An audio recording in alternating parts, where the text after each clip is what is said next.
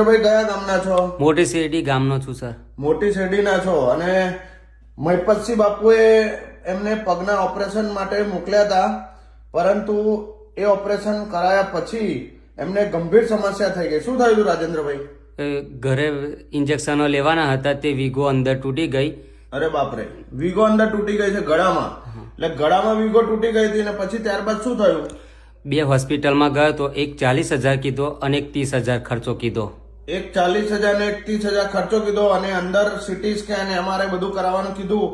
અને અંદર એકદમ વીગો તૂટી ગઈ, જે નીકળવામાં બહુ મુશ્કેલ હતી, કારણ કે અંદર નસમાં ફાટી હતી. ત્યારબાદ શું કર્યું આપણે? ઓપરેશન કર્યું. ઓપરેશન કરી નાખ્યું. કોઈ પૈસા લીધા?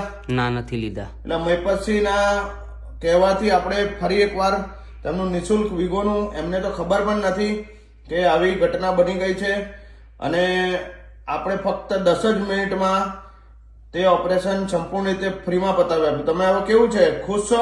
હા બસ ખુશ છું સર, તમારા આભાર.